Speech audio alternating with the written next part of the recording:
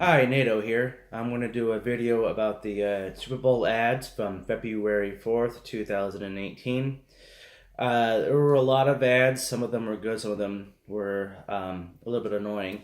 I'm going to go over the annoying ones because no one cares about good news in today's society, so it's just a fact of life. My problem with these ads that I'm going to go over is the political tone that each of these ads had, both on the left and on the right. I feel that our entertainment venues and our political venues have gotten too mingled, and I don't think this is healthy for everybody in the country.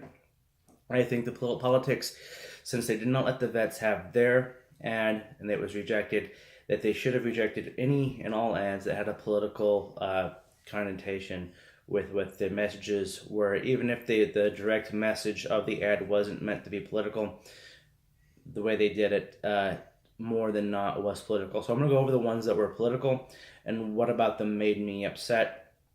And I think we should all put our foot down and say enough is enough. The first one I'm going to go into is the WeatherTech ad. If you don't know what WeatherTech is, it's a company that makes durable floor mats for vehicles. You can go online, you can order the type of floor mats you want for the type of car, make, model, year you have, and they will ship them to you. I have them in my car. I like them. I think they do a great job for their purpose. But my problem isn't the product. My problem is the ad. The ad starts off with showing these giant cement structures. It shows the men working together. It shows the big heavy equipment. It shows a nice view of the American flag. All great stuff. Okay, all the workers are white. The majority of the commercial is just showing these cement structures being lined up together, and it resembles a wall with a couple of small doors in it. The big crane is hoisting up these letters. The only letter you can really see is the letter T. And at the very end, it shows you along the brick the cement structure, the word WeatherTech, which is the brand that the ad's promoting. And it shows at the end, at WeatherTech, we believe we build our new factories right here in America. Isn't that what we're supposed to do? Supposed to be WeatherTech.com. Now, I agree. We should be building factories in America. I applaud them for building factories in America. However, they played to a political tone here, and I don't appreciate it. Yes, there are a lot of people in America that support building the wall. I, for one, am one of them. But the purpose of building the wall isn't to necessarily shut all people out. It is to eliminate a criminal element at our southern border.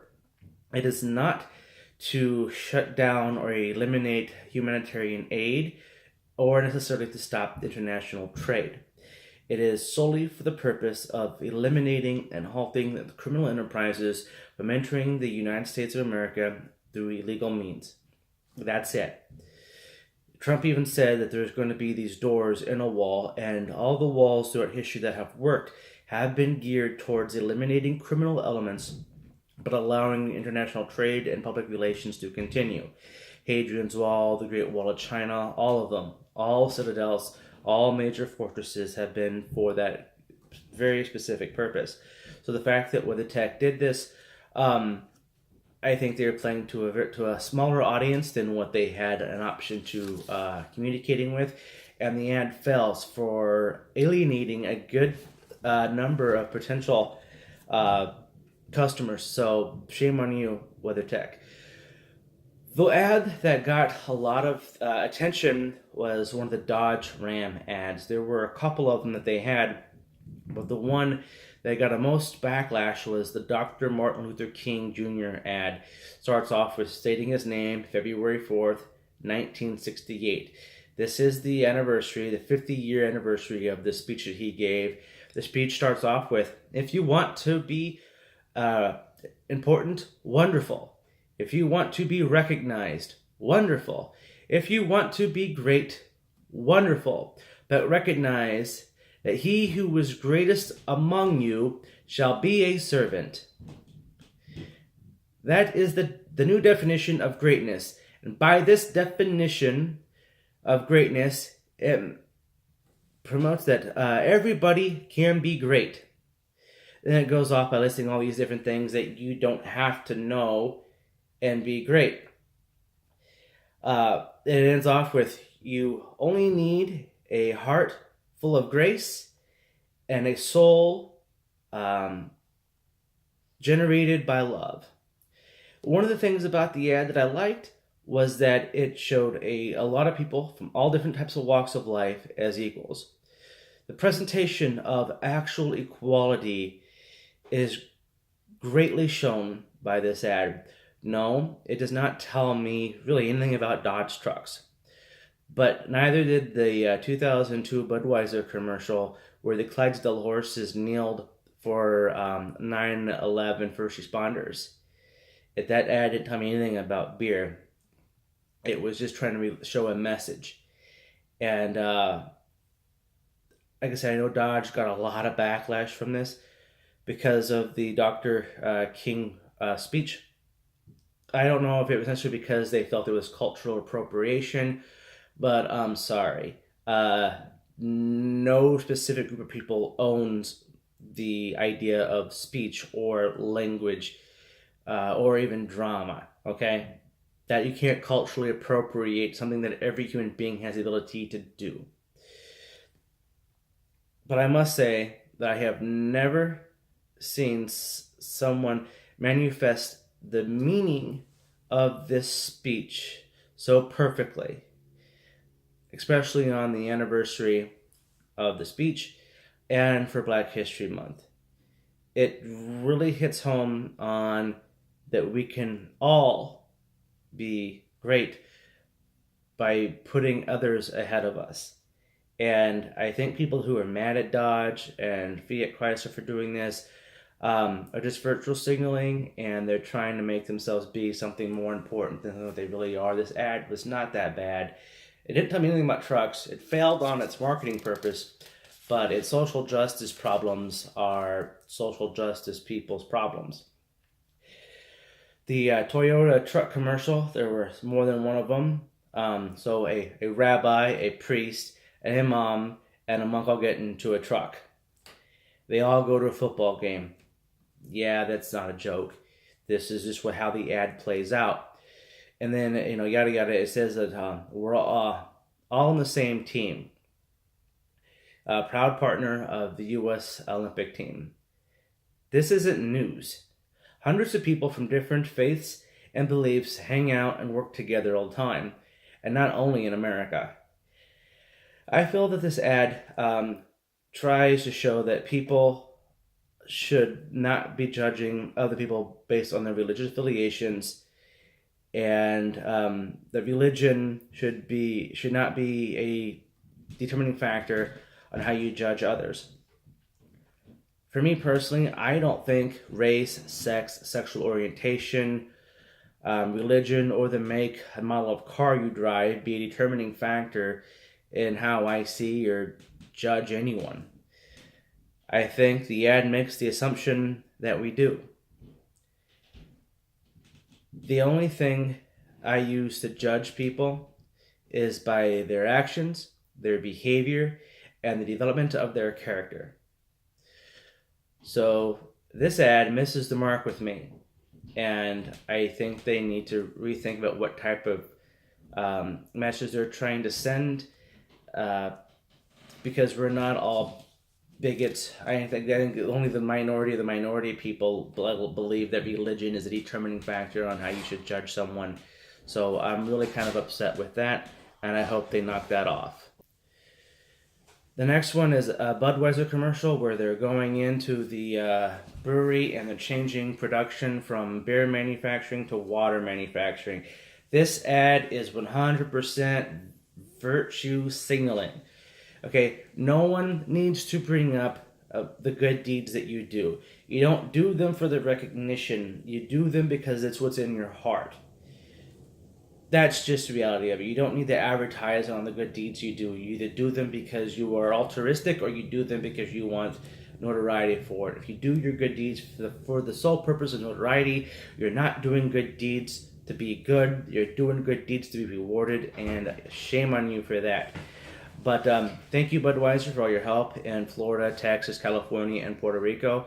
I'm sure everyone down there is really appreciative and grateful for all the work and efforts that you're doing. The next one is the one that really upset me the most. This one really upset me. This is the T-Mobile ad. It starts off with a picture of babies, and the babies are in order: a white baby, a possible mixed baby, a Hispanic baby, then an Asian baby, and then those babies don't have any clothing on. The very next person that comes to the little baby is a white baby wearing a white little pajamas, then a black baby, then an Asian baby, then another possible mixed baby, and then an Asian baby. But they created a differentiation. Some of them had little shirt pajamas on, some of them didn't. I want you to remember that. The T-Mobile ad starts off with this: "Welcome to the world, little ones.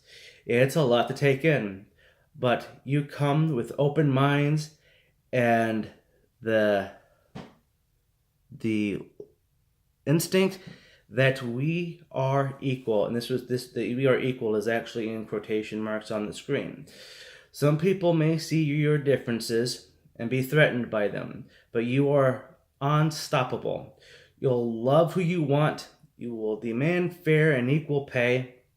You will not allow where you were born to dictate where you are going. You will be heard, not dismissed. You will be connected, not alone." And then it ends with "change starts now. Are you with us?" And this is where it prints it off, and it says T-Mobile.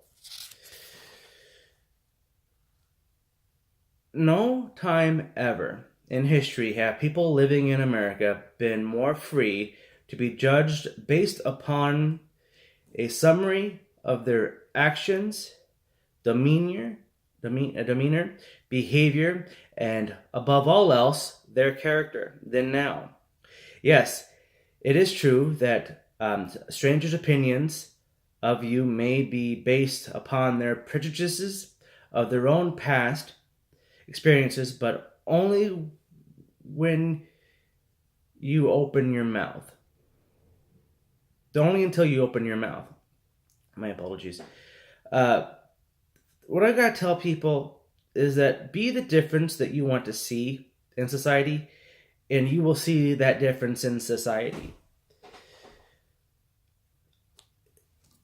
By trying to say that everyone is this really evil person and that there's so many people that are being judged and racist and bigoted, that's not true. A majority of people don't look at a black person or a Hispanic person and just immediately assume that they know everything about them. It's the interactions that we have with each individual that either confirm or dissipate past prejudices that we all have. And it's our own experiences that are going to determine those facts. And by your own actions, you are either going to contribute to people's belief about a specific group of people, or you're going to challenge those beliefs and make those people wonder that maybe they just had some bad experiences in a different time and maybe things were changed. This ad really, really upsets me because it tries to make it look as if we're all just a cesspool of disgust and disease, and I can't begin to tell you how much this pisses me off. Okay, here's the thing. Equal pay.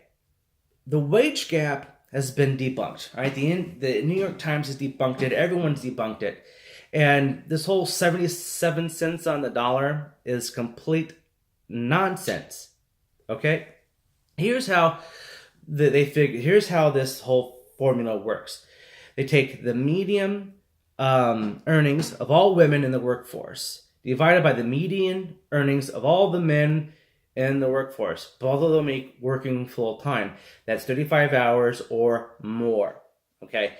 Now that equals out to be about $30,800 for women and $40,000 for men. Now, 30,800 divided by 40,000 is 77. So it's roughly, and that's what they get, 77 cents on the dollar. This formula doesn't take into occupation, position, education, and hours per week worked. Men on average work a lot more than the 40-hour work week.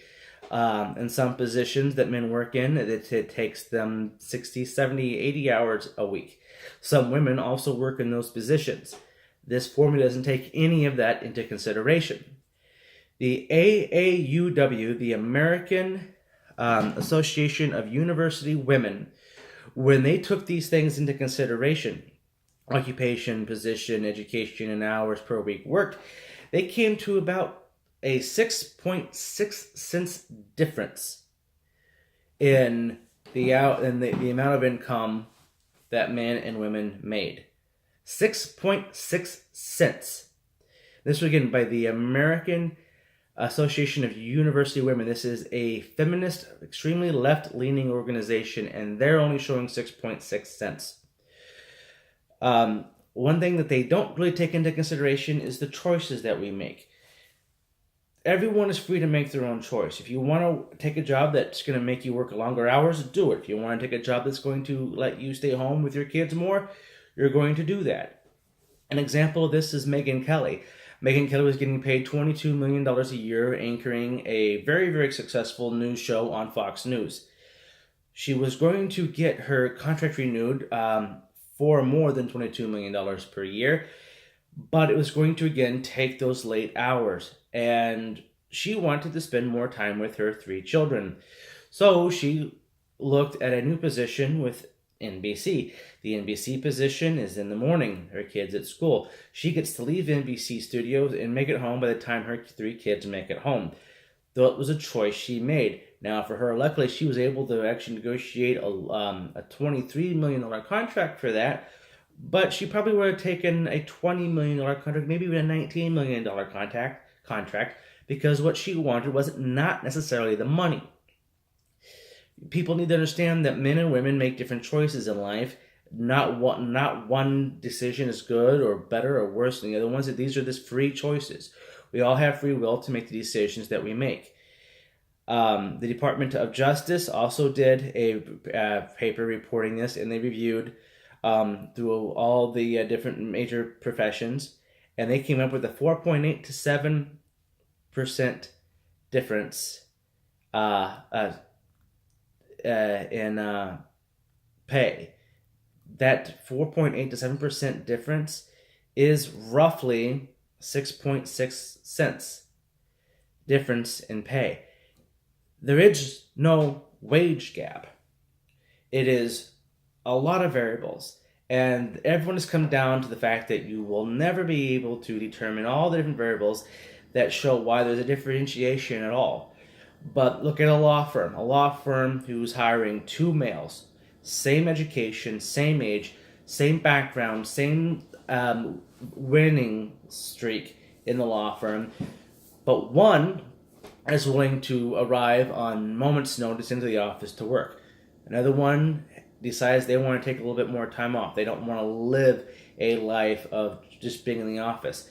The person who is going to be at a moment's notice at your beck and call, you're going to pay them more. That's just how it works.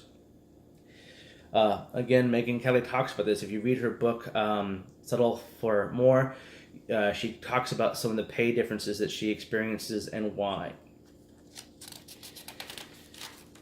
So this ad really pisses me off. And then they differentiate the people from ones that are wearing shirts to ones that are not wearing shirts.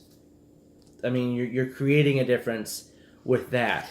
It's basic human psychology that we determine in and out groups by something. Human brains just function that way. And so by having some of them wearing shirts, some of them not wearing shirts, you created an in-out group where there's going to be discrimination, not on race or background or even sex, but who's wearing a shirt, who is not wearing a shirt. Dr. Seuss already came up with a book about this, with these little things wearing the red stars on their bellies and some that didn't. I mean, people learn this when they're reading Dr. Seuss. You're just messing it up for everybody. The next ad, which comes up and I want to talk to you about, is the Blackture. I don't know if I'm pronouncing this correct, but this has Prez Michel come out onto a stage. It's a really nice theater with no one in the theater. It's a very nice decoration. There's no crowd. He has a thing over his mouth with 4 X's, and he's blindfolded. And then as he takes the gag off and the blindfold off, it says, "Be celebrated, not just tolerated. Blackture." It says, "Voice and vision for black culture." And this is blackture.com. When you go to blackture.com, it just has a countdown. And as of the time I did the research for this, it showed 55 days, 2 hours, some amount of minutes, and then some amount of seconds. I thought this was what BET was for. I mean, I don't actually creating something different. The person who is this Press Mitchell, he's a Grammy-winning producer, and he's an artist. I couldn't find much else about him. He has a Twitter and an Instagram and Facebook presence. He's verified on all of them. At the time I checked, his followers are all around 3,000 to 4,000. So this is probably stemming from the ad itself. This ad, I just want to aired during the Super Bowl. NFL. 70% of all the NFL players are black. That is the factual statistic, and the average earnings for an NFL player is $1.9 million. That's a whole lot more than I'm making. And I think if you would go across most of America, I think $1.9 million is a lot more than most people make every year. So I think, I mean, I don't. Are they just being tolerated? Was that why they're being paid only $1.9 million? I mean, look at the racial makeup of the NBA. They're getting paid $5.15 million. The Major League Baseball gets paid $3.2 million, and a lot of them aren't white either. There are more whites in baseball probably than blacks, but there's a lot of Hispanics, and there's a debate right now if Hispanics are white or not. And then the NHL gets paid $2.4 million, and they're mostly Canadians. I'm sorry, but Canada is mostly white. It's not because they chose to be. It's just what it is. So, out of the NFL, NBA, Major League Baseball, and then the Hockey League, NHL, 3 of the 4 are mostly black in racial makeup. And this was a study done by Forbes. So, I mean, you're really being tolerated. I mean, I wish I was tolerated by being paid $1.9 million a year for playing a game, and I mean that they make $1.9 million a year. The average span of a career is, I think 7 years. That's more money than most people will make an entire lifetime working 40 hours a week, and you're making it in less than a decade. In fact, 2 years of a contract, you make more than most people will make in the country in their entire lifetime. What are you trying to prove? I just don't understand what you're trying to prove. Moving on. The Hyundai ad. It's do you notice that people were wearing just happy that they were. Okay, my writing is really bad. I am so sorry. Oh yeah, this was the one where they had the if you had Hyundai keys, they put you through a metal detector, and you got to go in, and they did a display. They did a little presentation about someone's life, that because you bought a Hyundai, and Hyundai's charitable giving helped save that person's life. Did you notice that it didn't matter what race you were? If a white person helped save a black person's life, they were just happy. If a black person saved a white person's life, they were just happy. They were happy to have that meaningful connection with each other. This just shows how good humans are. We typically do enjoy seeing our fellow human in a good mood, in a better position. We don't. It's not like people wake up and think, "Let's go make someone's life a living piece of crap." Maybe some people, but very, very few of them, and I feel bad for those people. I like this commercial because it just says we're not all bad. There's a lot of good things in this world, and I really, really like it. All right, the next one I'm going to go over is the Michaela Schiffer, and this is for an Olympic slalom downhill skier. And it starts off with a former gold medalist from the U.S. Olympic team signing a helmet saying, "Always be faster than the boys." And then the commercial is just her as a child, always trying to outdo the boys, always trying to outperform, be faster, be smarter. It's just a full competition. At the end, she wins. She comes down at the end of a run, and there's another younger girl who comes up and she assigns her goggles and says, "Always be faster than the boys," and the cycle then would continue. There's a lot of bad things about this, and I don't think people really realize that you're telling young girls that they must always be in competition with boys, and that boys just always want to beat girls. I don't think 7, 8, 9-year-olds are thinking about that. I just have a hard time thinking that unless you put these thoughts in their head, no one's thinking that, oh my God, I'm a 7-year-old boy, I gotta go, beat the girls at whatever sport I'm playing. These are notions that we create in their lives by pitting them against each other. And so I have a really hard time with this type of ad. But here's some things that I want you guys to think about. One of the things in the commercial was as an academic examination. Okay, there's a test they were taking, and sometimes, especially with tests of academic achievement, getting done first is not the goal. Getting the answers right is the goal. And so if your goal is just to be done faster than the boys or faster than the girls at taking a test, you're not teaching the right test-taking skills. That's bad. Don't be telling people that they're judged on how fast they can take a test. Knock it off. As far as athletic achievement is concerned, because between men and women, the IQ average is the same. The basic cognitive ability of both men and women are the same. There are smart and dumb ones of both. Okay, don't try to make intelligence a sexual or gender specific thing. It's not. But on the athletic side, right, men are 10% bigger and they have 20% more body mass. But this does not really begin to explain all of the physical differences. Okay, with a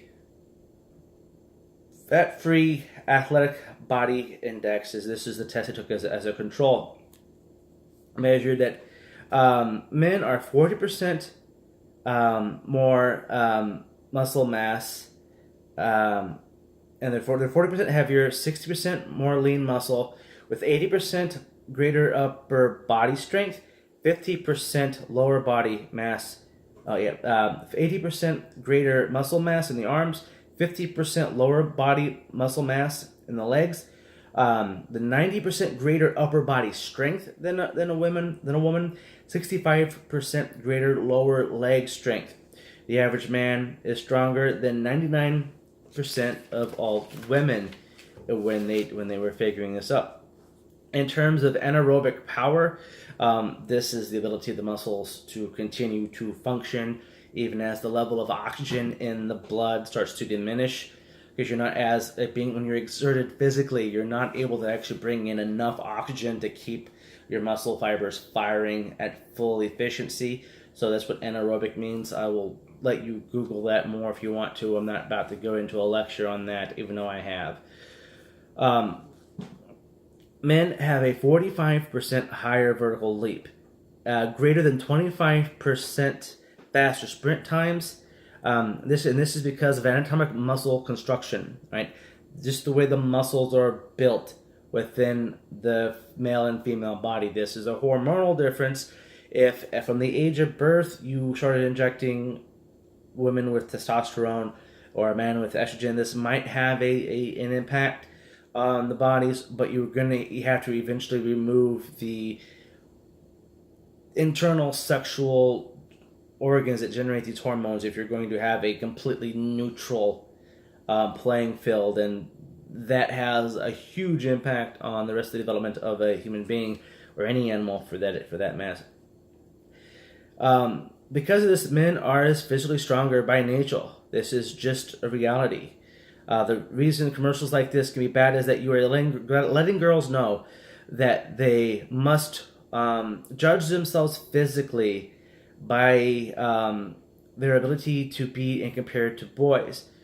And if they're not able to be better than boys, that they are somehow not good enough. That's a horrible mind thing to play on a girl, telling her that she must compare herself to men on every level. Academically, yes, compare each other all you want, because you're going to find out that across the board, IQs are not based on sexual orientation, gender, race, none of it. It's amount of work you put into studies and the amount of support you have about having a healthier home, having being well fed. Nutrients is a huge factor. Stunted growth will affect the human brain development. There's a lot of things that go in there, but sex is not one of them. We are not in a struggle all the time, men and women. We're not in the constant struggle that feminism wants us to be. We're just not.